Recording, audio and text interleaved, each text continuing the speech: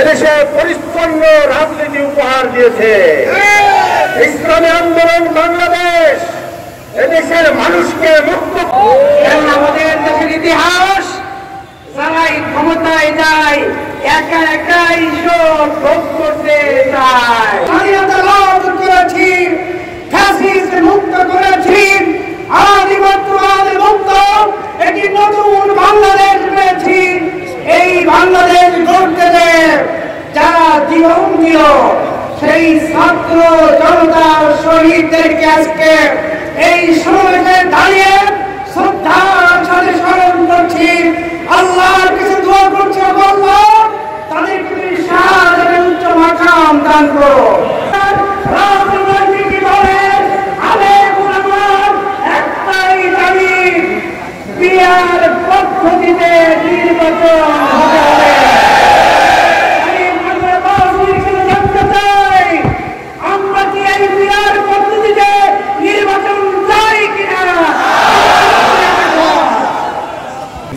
সেই নির্বাচন ইতিহাস আমাদের সামনে, দিনের হোক রাতে হয়, কথা বলে না। এখানে নির্বাচন ছাড়া দেশ শুরু করে এমপি হয়ে যায়। এখানে সংবিধানকে একটা চটি বই হিসাবে ক্ষমতার মাধ্যমে বসে যা মনে করে সেরকম ইচ্ছা সাজিয়ে আমাদের দেশকে ভারতের আজ্ঞাবহ দালালির কার্যক্রম পরিচালনা করেছে। এর পরিবর্তন আমাদের কি করতে হবে?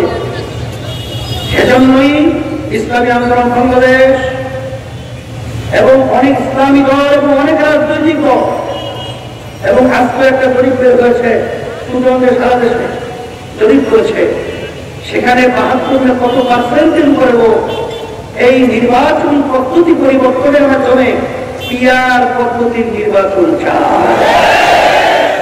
আপনারা দেখেছেন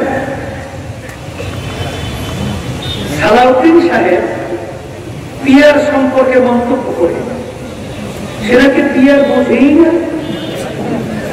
সে পিয়ার সম্পর্কে মন্তব্য করে, খায় না, মাথায় দেয়।